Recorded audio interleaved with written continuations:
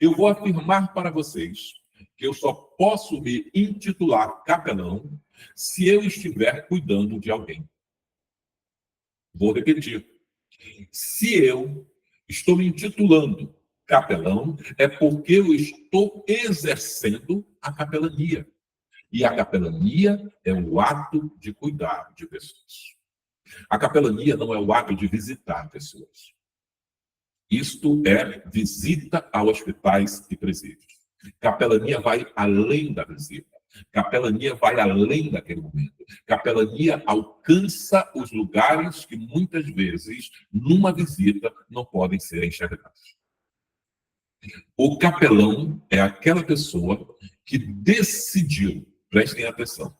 Por isso que eu coloquei no anúncio, não é para colecionadores do certificado, não é para pessoas que queiram simplesmente ter mais uma certificação. Capelania é para pessoas que estejam dispostas a cuidar de outras pessoas. Neste curso, nós vamos falar sobre a abordagem aos moradores de rua. Será que o trabalho com os moradores de rua é simplesmente servir uma sopa para eles uma vez por mês? Será que o trabalho com moradores de rua é fazer alguma ação social uma vez, duas vezes ou três vezes ao mês? Nós vamos começar a questionar-nos um pouco o que é ser um capelão. No Brasil, infelizmente, a primeira, irmãos, eu digo para vocês, no aula, porque quem já acompanhou nossas redes sociais, quem já viu o trabalho que foi desenvolvido, nossa última formatura no Rio de Janeiro, numa única formatura, nós tínhamos 3.500 pessoas se formando. Na Catedral da Assembleia de Deus, na Cadesc, ali em Santa Cruz. Mas esse número representa o quê? O que eu vou falar agora para vocês. São mais de 30 mil alunos formados por mim. 30 mil pessoas que passaram, seja em salas de aulas como essas, sejam em salas presenciais. E, infelizmente, no Brasil, o que nós podemos ver é uma busca por uma carteira. É uma busca por um pedaço de acrílico. E quando nós começamos a conversar com as pessoas, perguntamos qual o trabalho atualmente que você está desenvolvendo. Como nós podemos somar a esse trabalho? Como nós podemos ajudar nesse trabalho? A pessoa me diz, não, eu faço visita a hospitais. E eu fico perguntando, qual é o trabalho de capelania que está sendo desenvolvido? Entendam vocês que eu não conheço o trabalho de vocês. Então, não estou aqui questionando quem já o faz, quem o faz parabéns, quem já desenvolve, que Deus continue te abençoando, que nós possamos ser para você uma mão amiga, que nós possamos ser para você aquela pessoa que de alguma forma possamos contribuir e você contribuir com a gente nesse trabalho. Não é um questionamento de quem faz, nós estamos estudando capelania e estamos afirmando a vocês, queridos, que ser capelão é ser cuidador de pessoas. Eu fico pensando que nos últimos 6 meses, qual foi o grande trabalho de capelania que foi desenvolvido? Quais foram as pessoas que foram alcançadas? Como essas pessoas foram alcançadas? Onde estão essas pessoas? Qual o acompanhamento? Nós fizemos uma proposta agora para o nosso grupo de trabalho aqui em Manaus. E nesse semestre, de julho até dezembro, nós reunimos um grupo e dissemos, você, aqui de Manaus, deixe meu grupo privado, você tem como colaborar mensalmente com R$50? R$50 é um lanche. E a pessoa diz, tem, e nós formamos um grupo. Sabe por quê? Porque todo mês, aqui até o mês de dezembro, nós vamos reformar uma casa.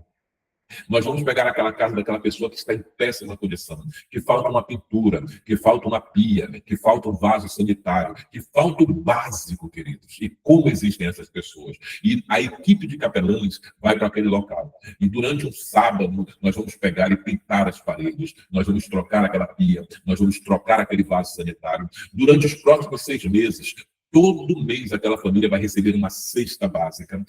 Durante esses próximos 6 meses, aquela família vai ter acompanhamento de médico e enfermeiro da nossa equipe, que vai acompanhar. Nós vamos verificar qual o medicamento que aquela família precisa, vamos comprar esse medicamento. Nós vamos verificar qual é os exames que eles precisam e nós vamos em busca de fazer esses exames. Nos próximos 6 meses, esse é o trabalho da equipe de capelania aqui na cidade de Manaus, dos capelães humanitários. Nós vamos fazer isso tanto na cidade quanto no interior. Nós vamos acompanhar as famílias durante os próximos 6 meses.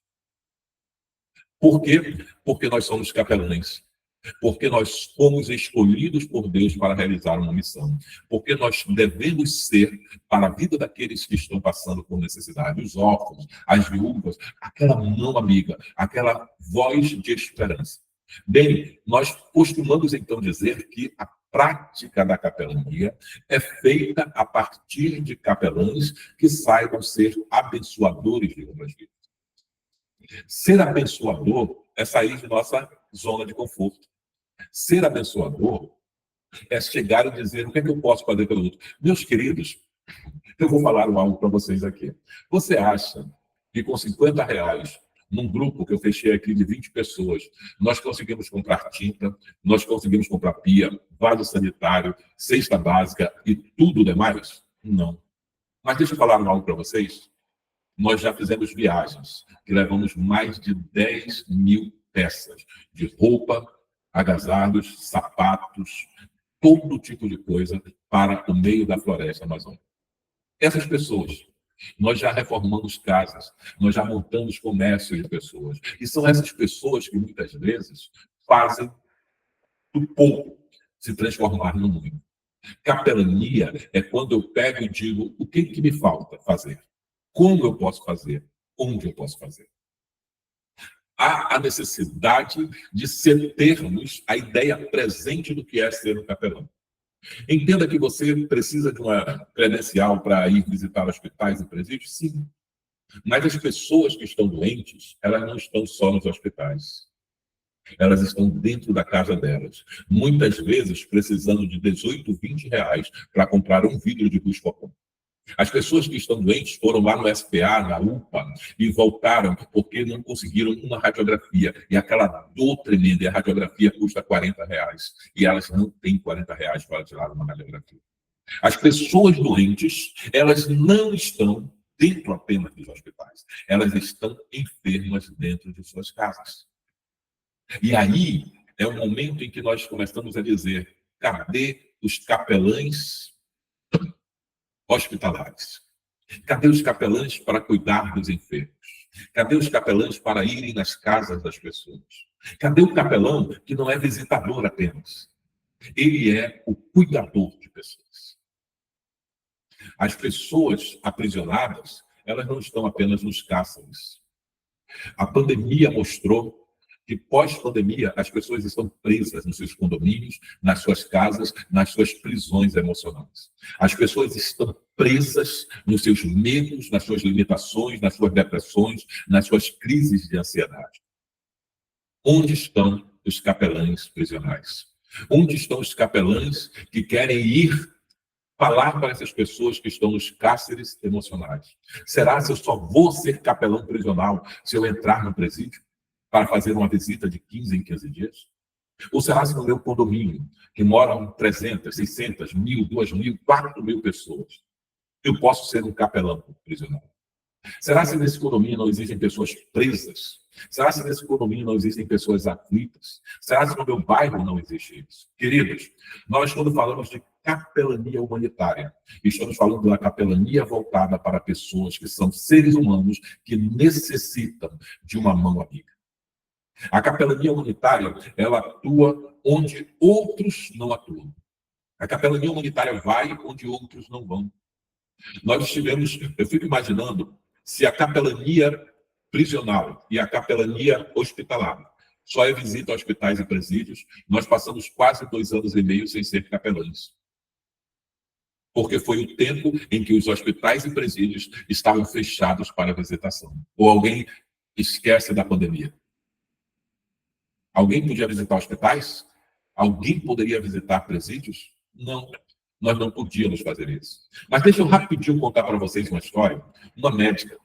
Aqui na cidade de Manaus, vocês souberam que houve algo terrível, terrível mesmo com a falta de oxigênio. As pessoas morrendo com a falta de oxigênio. E se você me perguntar, Daniel, você teve medo na pandemia?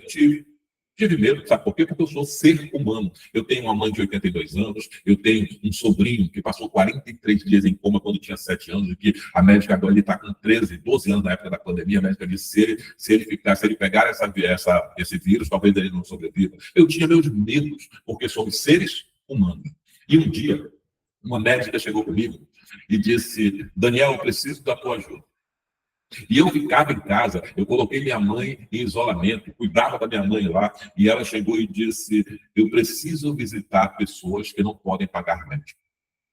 Nessa época, queridos, uma consulta de um médico para ir em um local era R$ 4.000 aqui no Rio. R$ 4.000. Uma internação custava R$ 100.000 e às vezes para pagar R$ 100.000, mesmo assim você não conseguia ter oxigênio e outras coisas mais. Deixa eu só contar essa história para vocês. Essa médica disse que ela tinha operado uma coluna, alguma coisa assim, e ela não podia dirigir. E ela disse: eu conheço essa médica há mais de 30 anos, e ela disse: você pode dirigir para mim? Queridos, sinceramente, a primeira vontade que deu foi dizer: não, não dá, eu tenho minha mãe de 82 anos, eu estou cuidando dela, eu tenho isso, então, as nossas desculpas. E às vezes desculpas até com uma certa base disso. E quando ela me perguntou isso, eu lembrei das milhares de pessoas que eu treinei. Eu lembrei das centenas e centenas de horas de aula que eu dei ensinando pessoas a ser capelães. E eu não tive coragem de dizer não. Eu disse: posso. Com medo, mas eu disse: posso. Sabe qual foi o primeiro local que eu fui visitar com ela? Existe um bairro, quem conhece Manaus, existe um bairro aqui chamado Cidade de Deus. Nesse bairro, é um bairro muito, muito, muito difícil, muito com pessoas muito pobres ali também. Existia uma igreja. Essa igreja estava fechada. Atrás da igreja tinha uma lona e uma cobertura com lona. E lá existiam 10 pessoas, 10 pastores desassistidos esperando a morte. A lona foi um hospital improvisado. Eu tenho esses vídeos até hoje. Foi um hospital improvisado. E eles estavam ali, mas não tinham medicamento, não tinham oxigênio, não tinham médicos. Eles estavam esperando a morte. Essa médica chegou e eu estacionei próximo à lona. Pergunta de mim se eu saí, se eu tive coragem de ir lá com ela. Fiquei dentro do carro. Ela pediu que eu dirigisse, eu dirigi. Ela entrou e daqui a pouco ela aparece lá na entrada da lona e diz: Daniel, deu com a mão, vem aqui. Queridos, nós estávamos no auge da pandemia. Nós estávamos num momento em que parece que a morte estava de todos os lados. E eu saí dali. E eu vi um quadro que eu nunca mais esqueço na minha vida. Pessoas deitadas em rede e outras em camas jogadas lá. Sem assistência alguma. E ela virou para mim e disse: Daniel, dá um jeito de conseguir cilindro de oxigênio. Vai na farmácia para comprar esses remédios. Porque eu só vou sair daqui e deixar essas pessoas quando elas estiverem sãs. Queridos, vocês podem dizer que isso é capelania hospitalar? Nós conseguimos oxigênio quando não se tinha oxigênio no nós. Colocamos 5 cilindros de oxigênio naquele local. Conseguimos toda a medicação. E ela diariamente ia naquele local. Uma pessoa resolveu sair para ir para o hospital. Essa morreu. As outras 9 pessoas, pastores com 70, 80 anos, as outras 9 pessoas, todas passaram pela pandemia e vivas, e estão vivas até hoje. Porque alguém resolveu, em vez de cobrar R$ 4.000 na consulta, e todo dia tirar dinheiro do bolso, comprar medicamento para cuidar de pessoas que ela nem sequer conhecia. Alguém passou uma mensagem para o WhatsApp dessa médica e disse para ela: ter um grupo de pessoas morrendo numa tenda lá na Cidade de Deus. Você pode ajudar. Ela tem uma irmã que é médica também. Essa irmã que é médica, todas as viagens que fazemos, ela passa os plantões, paga para tirar os plantões dela e vai conosco atender os ribeirinhos e todas as pessoas que precisam. Nós não estamos trazendo a vocês teoria, nós estamos falando sobre a prática da capelania. Nós estamos falando de ser capelão fora das 4 paredes. Nós estamos falando para pessoas que realmente estão dizendo: eu quero ser um capelão. Eu quero fazer esse trabalho. Eu tenho desejo pela obra missionária. O meu coração ainda arde. Eu, quando tinha meus 15 anos, eu lembro que, quando se falava de missão, nós chorávamos, os jovens choravam. Quando falávamos de obra missionária, as lágrimas vinham. E eu fico pensando hoje, Será se missão é as quatro paredes onde estamos? Será se missão é aquele hospital visitado de 15 em 15 dias? O que é esta obra missionária? O que é ser um capelão missionário? O que é atuar como um capelão missionário? Bem, queridos, entendam que o nosso papel aqui não é falar se alguém está fazendo certo ou errado, porque não conheço nada do que é feito por vocês. Então, possivelmente, muitos de vocês devem fazer um trabalho maravilhoso. Eu estou fazendo o que é meu papel e minha função. Ensinar sobre capelania. Falar sobre o que nos últimos 10 anos nós estamos fazendo. Esse trabalho, ele nasceu quando uma pessoa insistiu muito. Eu fazia um trabalho no Rio de Janeiro, uma pessoa insistia muito que eu fosse visitar uma favela. E eu sabia que aquela favela era uma favela dominada pelo tráfico. Era uma favela que tinha barricadas nessa época. Nós estamos falando de 12, 11 anos atrás. E eu sempre dizia não, e eu sempre dizia não. E era um morador antigo daquele local. E um belo dia, ele me pega e diz, Daniel, vamos ali tomar um café? Eu digo, vamos. Só que ele não disse que o café era dentro da favela. Quando eu vi, eu estava na entrada da favela, aquelas barricadas, aparecendo pessoas com fuzil e metralhadora, e eu tomei um susto, olhei para ele assim, tomei um susto, e ele era um morador dos mais antigos daquele local, e normalmente eles não mexem com moradores antigos, até respeitam os moradores antigos. E eu olhei assim, assustado para ele, porque era uma realidade que não fazia parte da minha vida aquilo ali. O meu trabalho era como palestrante junto às empresas como Itaú, Bradesco, Fiocruz e outros na área de administração e comunicação. Eu tenho 4 livros escritos dentro dessa área. Não tinha nada a ver com aquela realidade em si. E eles chegaram e disseram, fulano, que é o morador, e tiraram aquelas barricadas e ele entrou com o carro. Quando eu cheguei naquele local, queridos, ele me levou e disse, Daniel, tá vendo? Isso aqui é meu. Eu quero que tu monte um trabalho social aqui dentro. Eu olhei para ele e digo, amigo, não tem como. Eu não vou entrar todo dia aqui. E ele foi, resumo disso. Ele começou a me mostrar a miséria que eu não conhecia. Porque uma coisa é nós olharmos pelos noticiários da TV, outra coisa é nós estarmos lá dentro. Ele começou a me mostrar a situação em que as pessoas viviam. Resultado daquilo, nós alugamos aquele local e colocamos uma obra social ali.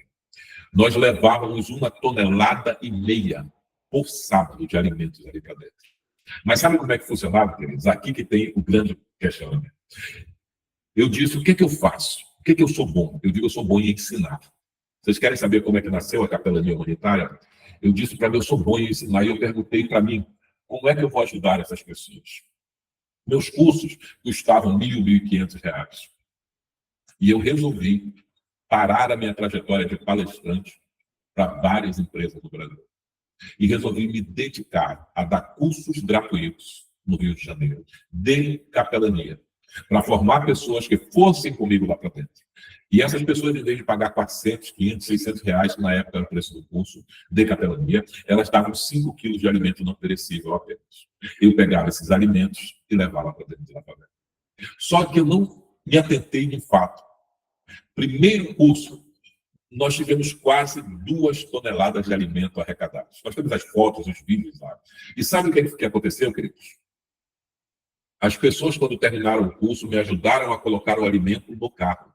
Só que elas não podiam ir comigo para dentro da favela para descarregar aqueles alimentos.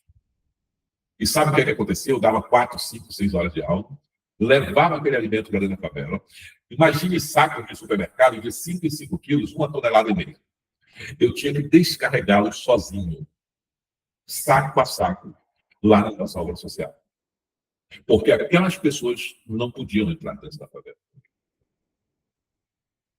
Nós falamos do que vivemos, do que presenciamos. Nós ensinamos capelania daquela capelania que trabalhamos. Um belo dia eu estou dentro daquela comunidade, chegou uma senhora, às 7 horas da noite, bateu e disse, professor, desculpa, eu sei que o senhor já está fechado, mas eu queria lhe pedir um favor. E o favor, ela estava acompanhada de 2 crianças, pequenas. Ela disse, o senhor pode me dar 1 quilo de arroz? Porque nós não tomamos café, nós não almoçamos, eu quero pelo menos fazer um arroz para dar para os meus filhos. Você não sabe qual foi a minha satisfação em entrar, fazer uma cesta básica grande e entregar na mão daquela mãe. Sabe por que eu pude fazer isso? Porque eu tinha. Não adianta querer fazer sem ter o que fazer. O que é que eu posso oferecer às pessoas? Não, talvez eu não possa oferecer uma cesta básica, mas eu posso oferecer o Buscopan de R$17. Não, talvez eu não possa oferecer o Buscopan de R$17, mas eu tenho meu carro. Talvez eu possa levar aquela pessoa até o posto de saúde. Talvez eu possa levar aquela pessoa até o médico. O que eu tenho como capelão a oferecer? A única coisa que você não pode dizer é eu não tenho, porque alguma coisa Deus colocou na tua mão para que você possa usar como capelão para ajudar outras pessoas. Me desculpem de todo o meu coração. Me desculpem mesmo, se por acaso eu não concordar com a capelania como ato de visitar pessoas. Há mais de 10 anos, eu tenho vivido uma capelania como ato de cuidar de pessoas, como ato de ir até as pessoas que necessitam, como ato de fazer da minha vida um instrumento de Deus para ajudar o necessitado. Capelania humanitária para nós é entendermos as pessoas como seres humanos, é entendermos as pessoas dentro dos seus sofrimentos, é entendermos as pessoas dentro de suas necessidades. Nós estamos recebendo uma lição gigantesca, queridos. Uma lição gigantesca agora com o que está acontecendo no Rio Grande do Sul. Que lição nós estamos recebendo? Pessoas que saem da onde estão para ir ajudar outras pessoas. Nem todos conseguem doar uma carreta inteira de alimentos, mas conseguem estar dentro de um barco, dentro de um bote, que não é deles, é de outros. Eles talvez só tenham a própria energia e o corpo para ajudar. Então eles entram no barco de outros e dizem: eu estou aqui para ajudar. Eu estou aqui para ser a boa amiga. Talvez fosse mais fácil eles dizerem: eu não tenho barco, eu não tenho dinheiro, eu não tenho uma cesta básica, então eu não posso fazer nada. Mas essas pessoas, em vez de dizer: eu não tenho dinheiro, eu não tenho uma cesta básica, eu não tenho um barco, elas vão lá para onde estão os necessitados. E quando dizendo: precisamos de alguém para fazer tal coisa, eles estão ali presentes. Não tem barco? Não. Não tem avião? Não. Não tem helicóptero? Não. Não tem uma carreta com cestas básicas? Não. Mas eles têm o eis-me aqui, Senhor. Usa-me conforme tu queres. Queridos, nós falamos de capelania humanitária. Nós começamos hoje a falar sobre isso. Nas nossas próximas aulas, nós vamos falar sobre quais são as abordagens que nós temos. Como é que eu faço para desenvolver o projeto de capelania? Como é que eu faço para, na minha cidade, descobrir o que eu posso realizar? De que forma eu posso realizar? Quais são as abordagens dentro das várias vertentes da capelania? Como eu posso abordar as pessoas? Uma grande pergunta que me fazem é essa: professor, como é que eu faço para chegar com as pessoas? Como é que eu faço para iniciar o trabalho? Como é que eu faço para começar a fazer aquilo dali? Nós vamos tratar de tudo isso durante as nossas próximas aulas.